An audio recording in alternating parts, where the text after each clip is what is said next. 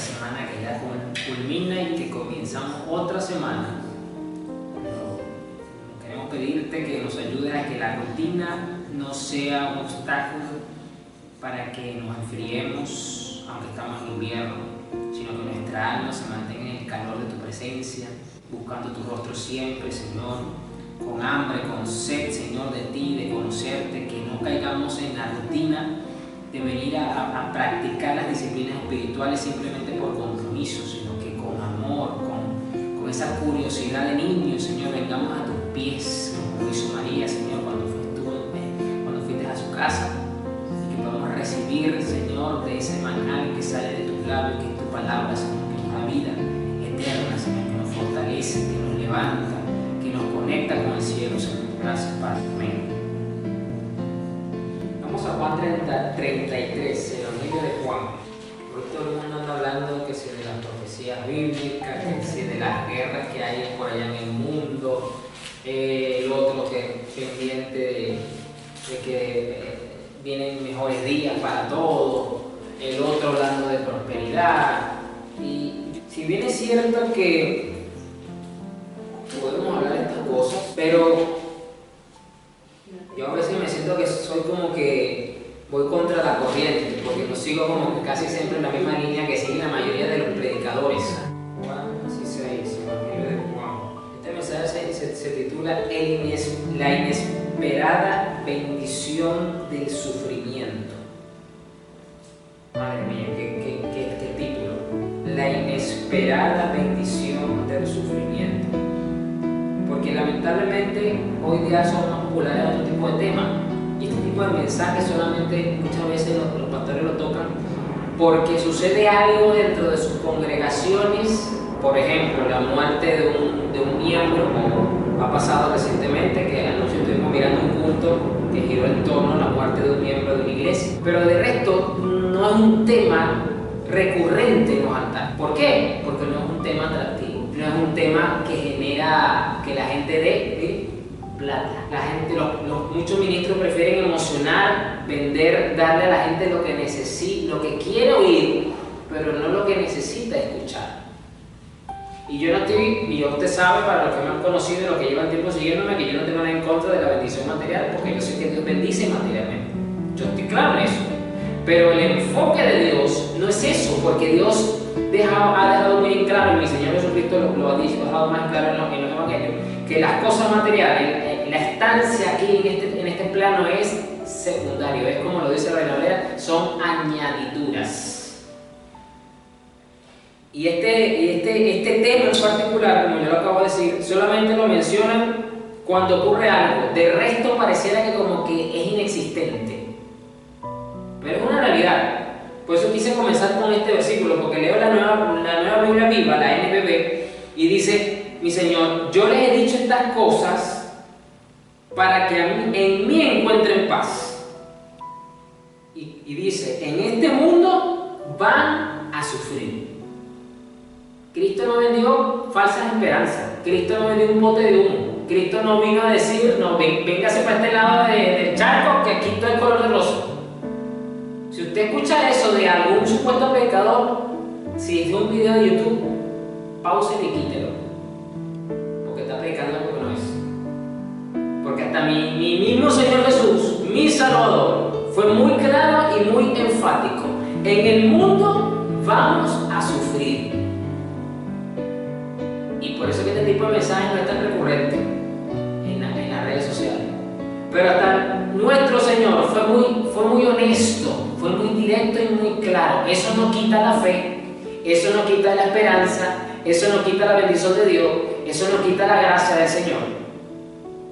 O sea, la fe no niega la realidad, la puede cambiar, o en este caso te da la fortaleza, te da la virtud para que atravieses el sufrimiento. Nuestra condición natural siempre va a ser ir al Señor. ¿Para qué? Señor, quítame esto, que esto pase rápido. Esa es nuestra condición natural. Usted lo ha hecho, yo lo he hecho, eso es lo primero que se nos viene a la mente. Pero la fe muchas veces no es para ver el milagro de Dios de que haga desaparecer el sufrimiento. Ojo, muchas veces Dios permite el sufrimiento y a través de la fe tú lo vas a atravesar todo completito y en el proceso vas a encontrar una bendición inesperada. ¿Cuál es esa bendición? No tiene nada que ver con la parte material, evidentemente. Quizás sí al final, como le pasó a Job. Si usted no lee la historia de Job, léalo con calma, son 42 capítulos. Es una historia que, Dios mío, usted va a sufrir desde que comienza el capítulo 1, y va a notar cómo estaba la condición de Job. Pero lo curioso es que en el último capítulo, él recibe el doble de lo que tenía al principio. Y aquí estoy hablando en el plano material, porque eso es lo que dice la Biblia. Pero en el proceso, la fe que tuvo bajones tremendos, fuertes en su vida. Él dice una frase que es la que yo rescato de todo eso que él vivió en esos 40 capítulos intensos, duros, de sufrimiento. Él dice al final: yo de oídas te había oído, pero ahora mis ojos te ven. ¿Qué está diciendo hoy de una forma poética la Reina Valera? Estaba diciendo que yo sabía que tú existías, yo me relacionaba contigo, yo te rendía adoración porque te llevaba holocaustos, hacía ofrendas de sacrificio, pero ahora con lo que yo he vivido te conozco de cerca. Eso es lo que yo rescato. ¿Por qué? Porque ese sufrimiento que pasó cosas duras. Miren lo que le pasó en un solo día, se lo voy a resumir. En un solo día se le murieron todos los hijos. En un solo día. Tenía más de uno. Para que sepan. En un solo día le robaron todo lo que tenía. El mismo día que se le murieron los hijos. Y el mismo día le cayó una enfermedad incurable para la época. En el mismo día. Imagínense esos 3 golpes tan duros encima. Ya yo creo que con el primero ya más de uno no aguanta. Que usted le llegue una noticia a un esposo que le diga ahorita: mira, todos tus hijos se murieron. ¿Cómo usted cree que usted lo va a tomar? Eso ya es un golpe muy duro. Eso es muy duro. Yo que tuve de cerca acá con una familia que ya no está en la iglesia, pero en el tiempo que tuvo me tocó el momento difícil de consolar la pérdida de uno de sus hijos cuando hubo la pandemia. Se le murió de COVID. Tenía varios hijos y se le murió uno. Y eso fue un golpe muy duro para esa hermana, para ese padre, para esa familia. Y eso que fue uno solo, mayor. Todavía le quedaban otros, pero fue muy duro de afrontar. Le costó mucho levantarse de esa. Imagínate a Job que se murieron todito, así de un solo sopetón. Y todavía nos dice la Biblia que estaba asimilando la noticia y le llegó un mensajero: Job, le tengo una noticia. Le acaban de robar todo lo que usted tenía. Y ella se quedó en la cama plana, quedó para escarlota. Imagínese eso. Si todavía no habías tragado el primero, te toca tragarte la segunda. No encima de eso, empiezas a tener una enfermedad en tu cuerpo que para ese momento no había cura todavía. Imagínate, no tienes familia, quedaste en la indigencia y encima enfermo. ¿Usted cree que eso es fácil de pasar? Eso es algo muy duro. Yo creo que ya más de una vez se pegado un tiro, se suicidado, se lanzado por un puente, quién sabe.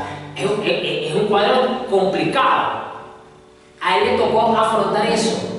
Y no encima de eso, porque eso no queda ahí. Él estaba casado. La esposa viene en uno de esos días de sufrimiento y viene y le dice: ¿sabes qué? Maldice a tu Dios y muérete. Así se lo dijo la esposa. Me dice la esposa: qué tremenda esposa tenía Job. En vez de darle ánimo, fortaleza en una situación tan complicada, le dice eso: nada, ¿sabes qué? Ya, maldice a tu Dios y muérete. Es lo mejor que puedes pedir. No tenía apoyo emocional de la que se supone, por lo menos, debería ser un pilar en esos momentos tan difíciles. Y le pasa más que de ahí. Si usted dice: oye, pero ¿qué más se puede sufrir ese hombre? Sufrió más. Porque encima llegan 3 amigos. Les estoy resumiendo la historia de Job. Léalo con calma después. Llegan 3 amigos de él de toda la vida. Amigos muy cercanos, íntimos, que se enteraron de la situación de Job y vinieron a escucharle: Job, ¿qué podemos hacer por ti? Y encima de eso, en ese intento de ayudarlo, lo que hicieron fue como que empeorar la situación. Porque entonces le dicen en su cara: es que tú pasaste todo esto porque tú estás en pecado. Encima de que ya está sufriendo el hombre, lo quieren hacer ver que el problema, todo le pasó culpa del vino. Cuando la Biblia nos dice que él no tuvo culpa ni eso, él no tuvo culpa ninguna de todo lo que le mencionó ahorita. Los amigos vinieron a achacarle que es que todo esto te pasó por tu culpa, que tú estás en pecado. De paso lo difaman en su cara y lo acusan. Imagínese ahora todo este cuadro. ¿Cómo usted cree que se sentía Job? ¿Cómo usted cree que Job lo estaba pasando de mal? Y uno puede decir, pero ¿por qué este hombre estaba sufriendo tanto? La Biblia nos dice que precisamente había un propósito de parte de Dios en esto. Dios permitió que Dios fuera probado de esta forma para demostrarle a Satanás que la fidelidad y la lealtad que nosotros le tenemos a Dios no dependen de nuestra condición natural, no depende de cómo tú te encuentras. ¿Qué ocurrió al final de esta historia? Ocurrió algo que definitivamente es digno de una película. Dios lo sanó de la enfermedad que tenía al 100%. Dios multiplicó su riqueza. Recuerden que para aquel entonces no existía este sistema económico moderno que tenemos hoy día. Antes las personas se medían económicamente por la cantidad de cabezas de ganado que tenían, por la cantidad de tierras que poseían. O sea, era todo relacionado al campo. Por lo tanto, Dios le multiplicó la cabeza de ganado que le robaron. Volvió a tener propiedades. El doble, dice la Biblia, de lo que tenía. Tercero, usted dirá, bueno, pero ¿cómo le va a devolver los hijos? Obviamente, los que se murieron, se murieron. Pero dice la Biblia que Job tuvo más hijos con su esposa. El doble de hijos de lo que tenía antes. Eso obviamente usted sabe que un hijo es único, porque todo ser humano es único, pero es un consuelo ahora que ahora tuvo más hijos de lo que había perdido. Es decir, tuvo el doble de lo que tuvo antes. Pero todo eso, si bien es cierto, Dios lo restituyó. Eso vino como consecuencia de que Job al final de todo este sufrimiento tan tremendo que tuvo, se dio cuenta que si no hubiese sido por ese sufrimiento, en medio de ese sufrimiento, él no tiene una cercanía con el Dios que él decía conocer. Hay una realidad, iglesia. Solamente cuando tú te encuentras, cuando yo me encuentro en una situación de vulnerabilidad, de debilidad, de sufrimiento de alguna forma, es que tú y yo vamos a vivir de cerca a Dios y lo vamos a conocer. Las lecciones más profundas que yo he tenido en mi vida cristiana no han sido cuando yo me he sentado a mirar una prédica de YouTube. No fue cuando yo estaba escuchando al pastor cuando me convertí al principio. No. Fue en los momentos de sufrimiento que de alguna forma a lo largo de mi vida me ha tocado atravesar. Allí es que yo he visto de cerca a Dios. Allí es que yo he podido conocer a Dios. Y esa es la inesperada bendición de lo que es el sufrimiento. Por eso dice, en este mundo van a sufrir. Pero ¿qué dice luego mi Señor? Pero anímense, yo he vencido al mundo. Vamos ahora, Romanos 5, versículo 3. Romanos 5, versículo 3. Porque voy a leer esta versión. Porque nosotros los cristianos, los hijos de Dios, hasta en el momento del sufrimiento, debemos de tener una óptica muy distinta como el mundo lo ve. El mundo se está, ay pobrecita, nos quiere tener compasión, nos quiere tener, ay sí, anda esto, a lo otro, busca fulano, llama a pereceo, que si anda para la gobernación, depende, ¿no? Depende de lo que uno esté padeciendo. Y lo ve como que, ay, no tiene suerte en la vida. Así lo ve el mundo, así lo ve la gente, nos ve a la gente desde afuera. Pero nosotros, los hijos de Dios, hasta el sufrimiento, tenemos que cambiar la forma de cómo lo vemos, de cómo lo entendemos y de cómo lo atravesamos. Porque ya le dije al principio que en lo natural toda persona busca salir lo más rápido posible del sufrimiento. Pero cuando uno entra en medio del sufrimiento, uno no debe de buscar, lo primero es salir. No, Señor, no. Y ya esto aquí nos da un enfoque más claro de lo que yo estoy diciendo. Miren lo que dice en el versículo 3. Pero hay más, dice esta versión. Podemos sentirnos felices aun cuando tenemos sufrimiento. Y esto es totalmente antinatural. Porque lo natural natural, cuando usted afronta un sufrimiento, le va a poner una enfermedad, una situación familiar difícil, usted no se va a alegrar. En lo natural, ¿quién ser humano se alegra? La gente te ve alegre en medio de una situación así, la gente va a decir, no, pero que está loco. O es que van a creer que somos locos, o es que van a creer que somos seres duros de corazón y misericordia, que no nos duele la muerte, el sufrimiento de lo que está pasando, porque no reaccionamos como ellos reaccionan. Pero aquí dice, podemos sentirnos felices aun cuando tenemos sufrimiento. ¿Por qué? Porque los sufrimientos nos enseñan a ser pacientes. Yo pregunto, ¿qué es la paciencia según la Biblia? ¿Qué es la paciencia según la Biblia? Es una virtud del carácter de Cristo que se desarrolla en tu alma y en mi alma. Entonces, ¿por qué Pablo está diciendo que me tengo que alegrar? Porque en medio del sufrimiento, o cuando nos llega el momento que Dios lo permite, del día oscuro, como usted le quiera decir, sufrimiento, día oscuro, tribulación, etc., es el momento en el que el carácter de Cristo se va a perfeccionar en tu vida y en la mía.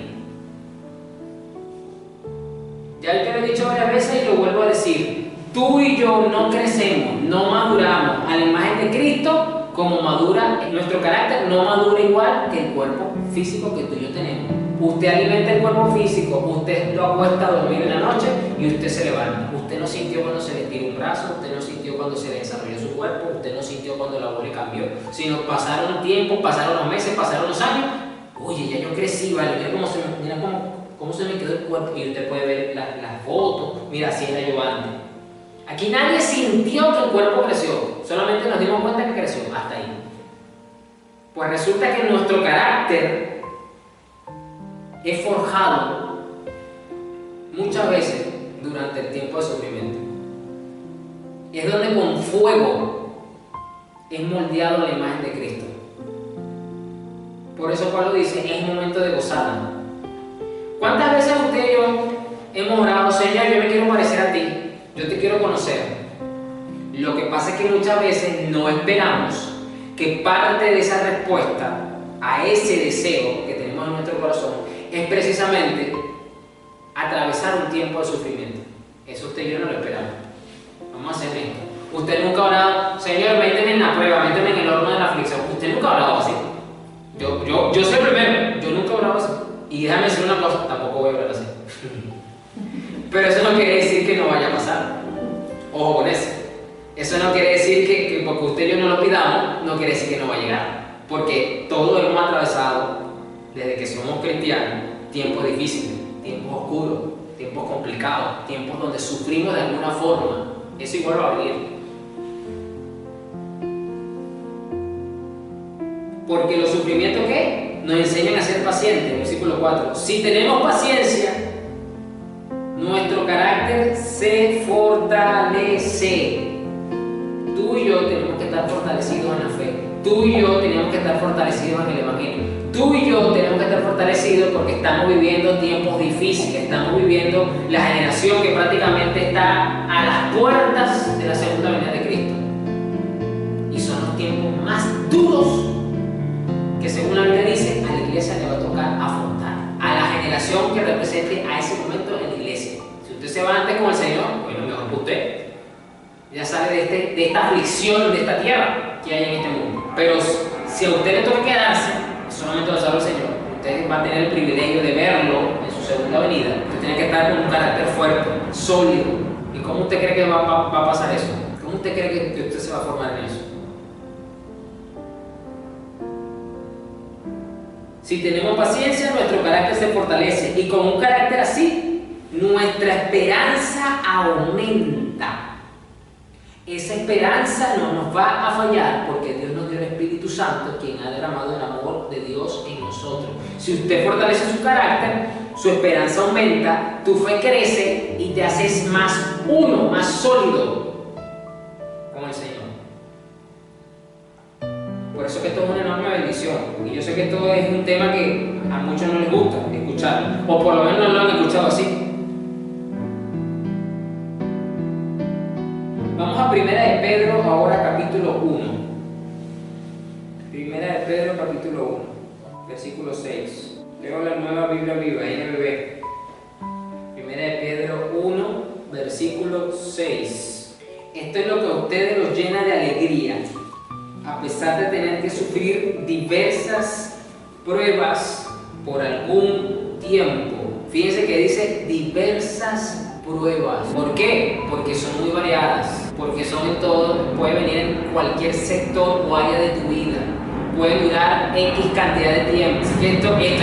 Si usted quiere buscar seguridad y garantía, esto es la seguridad y garantía que Dios te da. Te va a tocar padecer diversas pruebas. Y aquí lo dice muy claro, vas a tener que sufrir. ¿Y sabe lo más triste? Que muchas personas, porque no han sido educadas, no han sido enseñadas en esto tan importante, no saben cómo afrontar el sufrimiento. No están preparados para afrontar el sufrimiento. Por eso es que cuando les toca sufrir, voy a usar una palabra, voy a redundar, es que la sufren de verdad. Es que la sufren. Y Dios básicamente lo que nos está diciendo es, iglesia, hijo, hija, el sufrimiento que yo permito en tu vida no es para destruirte, es todo lo contrario. Lo que pasa es que la carne chilla. La carne es la primera que chilla. Ahí la carne se vuelve evangélica. La carne te hace la guerra para que no ores. No, porque es que estás muy cansado, mañana te tienes que parar temprano. No vas a rendir. Entonces, ¿cuál es el testimonio que tú estás dando en el trabajo si tú no rinde? Mira cómo la carne nos habla. Mira cómo la carne nos habla. Tranquila, mañana en el trabajo, cuando te montes en el autobús, lees la Biblia un ratito, como duras como 40 minutos para llegar al trabajo, agarra esos 40 minutos para leer la Biblia, no te preocupes, acuéstate ahora. Dígame usted si usted en la carne no se lo ha sugerido. Ah, pero libre Dios que a la carne tenga un dolorcito por ahí en algún lado del cuerpo. Ahí la carne se le dice, mira, agarra el teléfono y escribirle a la pastora para que por ti, porque es que no duele. Ahí la carne se pone evangélica, el cuerpo se pone evangélico.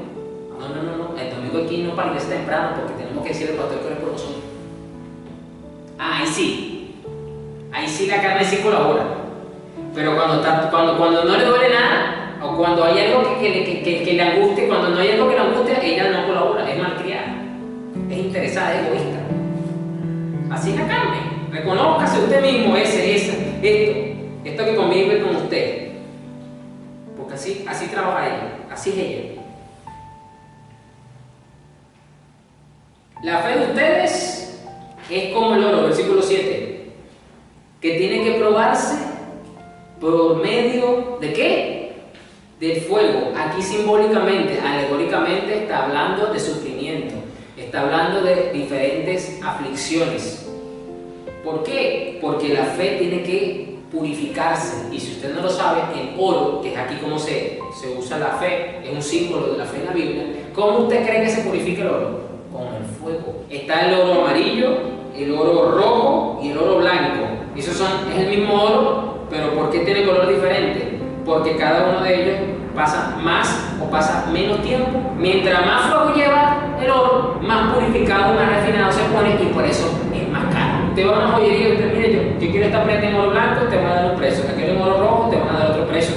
Te quiero en oro dorado y te van a dar otro precio. Usted dirá, pero si es el mismo material, ¿por qué me ponen diferentes precios? Porque tiene diferentes grados de purificación. Y eso es lo que Dios quiere con nosotros, purificar la fe que tenemos. Usted está amalgamado, usted está fusionado con la fe que usted recibió.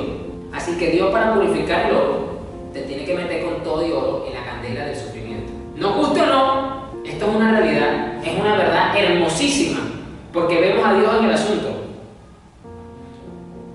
Escucha lo que dice, versículo 7, lo que continúa diciendo. Tiene que probarse por medio de los problemas. Se tiene que probar. Ok. El fuego viene ¿para qué? Para purificar la fe. Y luego vienen los problemas ¿para qué? Para probar esa purificada. Para ver si tú aprendiste. Para ver si ahora sabes caminar en esa fe. Si tú sabes aplicar correctamente la fe que se te purificó. Aquí lo dice. Déjalo conmigo. Que vale mucho más que el oro, tiene que probarse por medio de los que problemas. Mira uno, uy, salí, Dios mío, salí de Guatemala para andar en Guatepeor. Pero es que primero tienes que ser purificado y luego tienes que ser probado. Y si es aprobado, escucha, y si es aprobado, recibirá gloria y honor cuando Jesucristo aparezca. Recibirá gloria y honor si es aprobado. ¿Cuántas veces usted, Señor, auméntame la fe? Necesito creer en ti, Señor, ayúdame. Bueno, te está ayudando. No, Señor, pero de esa forma no. Ese es otro tema. Que nosotros queremos pedir a Dios que nos ayude a como nosotros nos sintamos cómodos. Así no trabaja Dios. Así no trabaja Dios. Vamos a Santiago, capítulo 1. Ok, voy a leer esta versión, la DLA, traducción lenguaje actual. Dice: hermanos en Cristo, ustedes deben sentirse muy felices cuando pasen por toda clase de dificultades. Toda clase de dificultades. Versículo 3. Así cuando su confianza en Dios sea puesta a prueba, ustedes aprenderán ¿a qué? A soportar con más fuerza las dificultades. Cuando llega el tiempo difícil, cuando llega el sufrimiento, indistintamente del sufrimiento que te llegue, tienes que saber que tu fe va a ser purificada. Tú vas a ser purificado para ser aprobado, para subir un escalón más en tu vida espiritual. Tú no subes un escalón de vida espiritual porque aumentaste una hora más de oración. Eso está fabuloso. Si antes orabas 1 hora y ahora puedes orar 2, excelente. Si antes leías la Biblia media hora y ahora estás leyendo la Biblia 1 hora, excelente. Eso está fabuloso. Eso está bien. Pero acá, dice el apóstol que cuando llega el tiempo difícil, es que precisamente tú vas a crecer. ¿Por qué? Porque vas a madurar, vas a ser purificado. Por lo tanto, deben resistir la prueba hasta el final. Esto es muy importante tenerlo claro. La fe no solamente permite tener una salida de la dificultad, sino nos permite atravesar la dificultad hasta el final. ¿Por qué? Porque cuando es así, Dios nos está purificando, Dios nos está haciendo madurar para que sean ¿qué? Mejores y puedan obedecer lo que se les ordene. Si tú eres purificado, si tú atraviesas con fe la dificultad, con esta actitud, vas a tener algo muy importante para Dios, que es una mejor obediencia. Vas a ser más obediente, vas a ser mejor obedeciendo. Eso es muy importante. Definitivamente que esto es una inesperada bendición. Y yo sé que quizás este mensaje no va a tener muchos likes, muchos comentarios en YouTube. Yo estoy consciente de eso. Pero si la Biblia lo habla de esta forma, yo tengo la responsabilidad de hablarlo de igual manera a su iglesia. Vamos a Hebreos 5, versículo 8. Hebreos 5. ¿Cuál era el 7? Hebreos. Dice, ¿cuál es la traducción del lenguaje actual? La teoría. Cuando Cristo estuvo aquí en el mundo, en la tierra, oró mucho a Dios y con lágrimas le rogó que lo librara de la muerte. Pues Dios tenía poder para hacerlo. Y como Cristo siempre fue obediente, Dios contestó su oración. Con esto no está diciendo que Dios lo libró de la muerte, porque usted sabe que murió. Aclaro eso. Versículo 8. Y aquí es donde quiero llegar. Aunque Él era hijo de Dios, por medio, escuche, del sufrimiento, aprendió lo que significa obedecer siempre a Dios. Tú y yo tenemos que entender y comprender que nuestra obediencia no está condicionada a nuestra condición actual. Bueno, yo obedezco a Dios si me va bien, si no me va bien, no obedezco a Dios. Indistintamente de tu condición, indistintamente de lo que ocurra con tu vida, de lo que se te dé o no se te dé según lo que tú planeaste, de lo que se te dé o no se te dé según lo que tú trabajaste, lo que tú deseas, lo que tú aspiras, indistintamente de todo eso, a pesar de lo que puedas padecer o a pesar de lo que puedas afrontar por tu posición, tú tienes que saber que tienes que siempre obedecer a Dios. Dios a ti y a mí no nos llamó a tener éxito, según el mundo, sino a ser obedientes y a ser fieles. Y eso para Dios es tener éxito. Yo le voy a decir una cosa, el profeta Jeremías, si usted no ha leído el libro de Jeremías, léalo completo también. El profeta Jeremías se le reconoce como el profeta llorón. Es uno de los libros mayores proféticos en el Antiguo Testamento. Fue un hombre que Dios usó tremendamente para hablarle duro a su generación que se había apartado de Dios. Pero lamentablemente también Dios lo usó para advertirle al pueblo de que si no se arrepentía iban a sufrir cosas muy duras.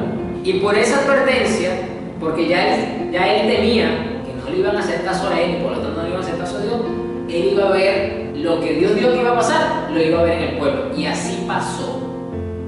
Él sabía y él lo vio. Dios lo dijo, ahí está. Y por eso dice el profeta lloró, porque sufrió mucho por causa de esa advertencia, del sufrimiento de su pueblo. La pasó fuerte también porque pasó mucho tiempo encadenado, encarcelado, porque el rey lo mandó a meter preso por darle el mensaje de lo que Dios quería.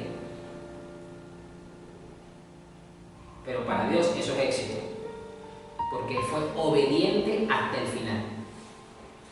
Fue obediente. Y mira, aquí dice que hasta nuestro propio Señor, cuando estuvo en la tierra, en medio del sufrimiento, aprendió como ser humano a mantenerse fiel, obediente hasta el final. Los cristianos hoy día solo quieren mantenerse fiel y obediente si Dios los complace a ellos. Si Dios los bendice según lo que ellos, sus expectativas, según lo que quieren. Así no va el asunto. De eso no va.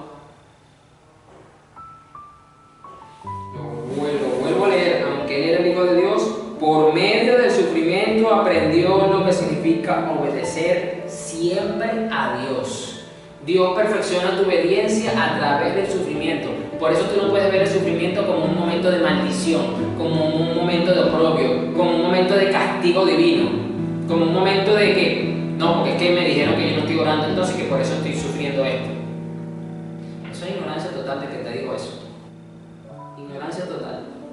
Entonces, si mi Señor sufrió para como humano ser obediente, ¿usted cree que usted y yo no lo vamos a pasar? Si Él es nuestro ejemplo, entonces ¿qué actitud tengo que tener? Tú tienes que tener. Vamos ahora a 2 Corintios 12, versículo 7. 2 Corintios 12, versículo 7. Si quisiera jactarme, no sería ningún necio al hacerlo, porque estaría diciendo la verdad, pero no lo haré, porque no quiero que nadie vea la NTV me atribuya mérito más allá de lo que puede verse en mi vida o oírse en mi mensaje, aun cuando he recibido de Dios revelaciones tan maravillosas. Así que para impedir que me volviera orgulloso, se me dio una espina en mi carne, un mensajero de Satanás para atormentarme e impedir que me volviera orgulloso. En 3 ocasiones distintas, versículo 8, le supliqué al Señor que me la quitara. Mire, esto es lo que usted y yo hemos hecho muchas veces. Aquí estamos hablando de que Pablo tenía una situación en su cuerpo, estaba sufriendo de algo en su cuerpo. Todavía a esta altura no se sabe exactamente qué es, pero honestamente a esta altura no me importa saber exactamente de qué es. Con yo saber que él tenía algo en su cuerpo que le afectaba, ya para mí es suficiente, porque ¿cuántas veces usted y yo no hemos tenido algo que nos afecta en el cuerpo? O que ahorita actualmente estamos teniendo algo que nos afecta en el cuerpo.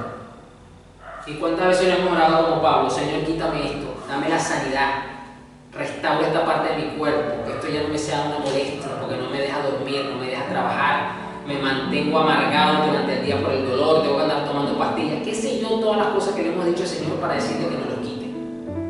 Y le recuerdo algo, en esta época los apóstoles, la medicina no está tan avanzada como ahorita, así que para esta época, hasta un dolor de muela era un infierno, para que usted sepa, porque no había los avances que tenemos hoy día. Hay muchas cosas que hoy día, gracias a los avances y a la misericordia del Señor, usted va a la farmacia, mira, tengo esto, tómate esto, y ya se te quita, usted puede seguir adelante, pero en esta época la medicina no estaba para nada avanzada. Así que esta oración del apóstol Pablo tiene mucho peso. Le dije 3 veces, quítame este sufrimiento. Versículo 9, y las 3 veces el Señor le respondió, pero le respondió siempre lo mismo. ¿Qué fue lo que le respondió el Señor?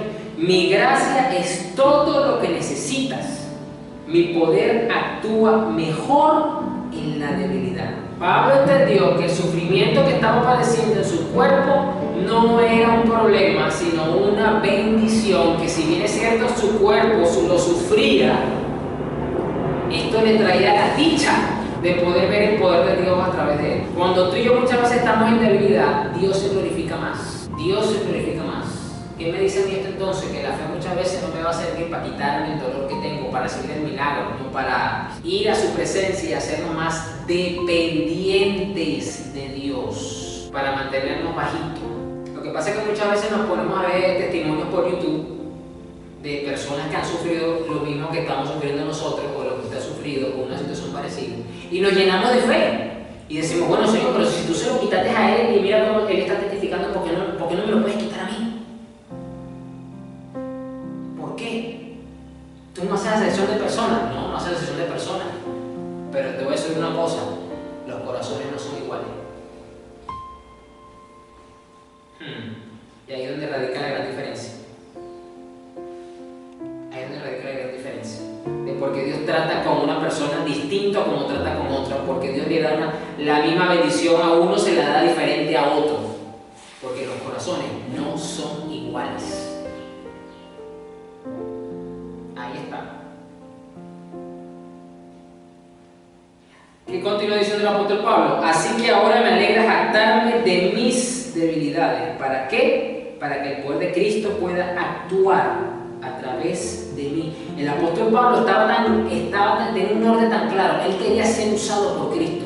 Él quería que la gente conociera a Cristo a través de su vida. Y dijo, bueno, si me tengo que aguantar hasta que el Señor me lleve con esto que tengo en mi cuerpo, con tal de que la gente pueda ver el Evangelio, con tal de que la gente pueda ver que Jesús es el Cristo, entonces yo no la voy a aguantar. Porque ese es mi objetivo. Mi objetivo no es tener el cuerpo sano. Mi objetivo es que aunque tengo el cuerpo con esta condición, pero si el Señor dice que así se va a glorificar, entonces que me lo deje así, yo no tengo ningún problema. Esto es tremendo. Esto es tremendo. O sea, Pablo, en pocas palabras, le vio un propósito positivo al sufrimiento en su cuerpo. Yo creo que este enfoque a nosotros nos va a ayudar mucho. Nos va a ayudar mucho entenderlo así. Y vamos a concluir, vamos a cerrar con 2 Corintios 4:17. Ahí mismo, 2 Corintios, pero capítulo 4, versículo 17. Leo la Nueva Biblia Viva, la NBB. Dice el apóstol Pablo: pues nuestros pequeños y pasajeros sufrimientos producen una gloria eterna más grande y abundante. Tu sufrimiento, tu padecimiento, mi situación es pequeña siempre en comparación con lo eterno, con la gloria, con el Señor, con sus promesas. No lo engrandezca más de lo que ya es. Ya déjalo de ese tamaño. No hace falta tampoco que lo minimices, no te autoengañes. Reconócelo bajo el tamaño de lo que es. Hasta ahí. Y recuerda que es pasajero. Oye, pastor, pero yo llevo 10 años con esto, llevo 20 años con esto, es pasajero, porque no es eterno. El único eterno es Dios. La vida eterna la tienes tú. Esa situación es pasajera. Tú no sabes cuánto más te falta solamente con esa situación. Tú no lo sabes. Tú no lo sabes. Y el apóstol Pablo aquí reconoce que nuestros sufrimientos que son pequeños y son pasajeros. ¿Por qué? Porque así te acompañan hasta el último momento de tu vida, hasta el último día que te toque vivir. Hasta ahí queda. Y tú te vas a la gloria. Tú te vas a la eternidad con el Señor. Entonces, ¿es pasajero o no es pasajero? ¿Es temporal o no es temporal? ¿Por qué? Porque eso pertenece a este mundo. En todo lo de este mundo es que temporal. Es temporal. Es pequeño. El único grande es nuestro Dios. Producen una gloria eterna. ¿Por qué? Porque nos llevan a estas virtudes celestiales y hermosas. Entonces, por eso le puse este nombre tan particular y curioso: la inesperada bendición del sufrimiento. Esto busca darnos un enfoque diferente, abordarlo si estamos padeciendo algo, o si nos va a tocar padecer algo, porque usted se da cuenta que quizás nos va a tocar padecer. ¿Cuánto más? No sé. ¿Cuántos días oscuros van a venir por delante? No lo sé. Pero a mí no me importa saber cuántos días más y cuánto van a durar.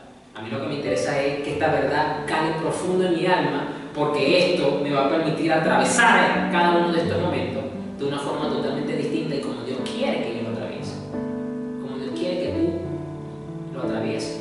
Y ahí está la bendición. Nos privamos de la bendición porque solamente, lamentablemente, estamos en una generación que ve el tema de lo que es la palabra bendición desde el punto de vista material.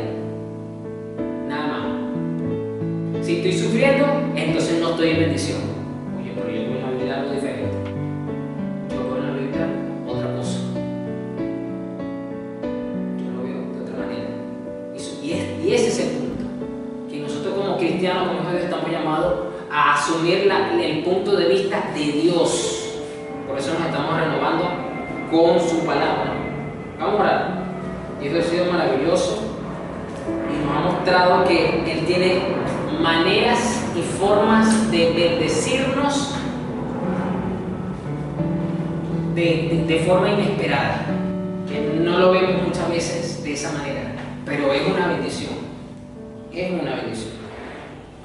Señor, gracias por tu bondad, gracias por tu palabra. Tú eres grande porque tú eres maravilloso, porque no hay otro ser tan espectacular como tú, Señor, que hasta el sufrimiento que tú sabes que nos toca padecer y que por causa del pecado entró al mundo, porque no estaba dentro de tu diseño original, tú lo usas, Señor, para transformarnos a tu imagen, para que las virtudes del cielo estén impregnadas, calen profundo, se fundan en nosotros a través del fuego del sufrimiento, Señor. Porque esto no viene para maldecirnos, esto no viene para destruirnos. Esto más bien tú lo usas en tu inmensa sabiduría, en tu inmenso amor. Tú lo usas, Señor, para hacernos madurar en la fe, para que la fe como el oro, Señor, sea purificada y sea probada y aprobada en medio de la prueba, Señor. Y de esa forma nosotros estamos más sólidos en la esperanza que hemos recibido de una salvación eterna para reunirnos contigo, Señor. Padre, que este mensaje realmente pueda calar profundo sobre aquellos que lo escuchen de forma diferida, Señor. Porque aunque no sea un mensaje, Señor, popular, que no sea un mensaje, Señor, que busque la mayoría, pero es un mensaje, Señor, que cala en el alma, Señor, hasta lo más profundo, Padre. Gracias, Señor. Amén.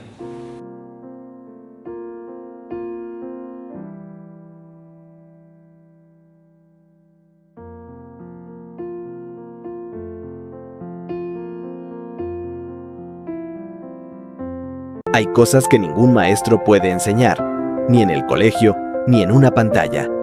Nuestros hijos crecen entre pantallas, pero necesitan escuchar sobre el amor de Dios. Aún hay tiempo. Con minutos al día, puedes sembrar algo eterno. Semillitas de Fe te ayuda a guiar a tus hijos con palabras sencillas y momentos de fe. No se trata solo de leer. Se trata de acompañar, amar y formar el corazón. Estar presente, sembrar, confiar. Cada oración juntos deja huella, porque una semilla de fe, cuando se cuida con amor, florece para toda la vida. Y cada pequeña semilla que siembras hoy, crecerá con la luz del cielo. Descárgalo hoy en Kindle y Hotmart.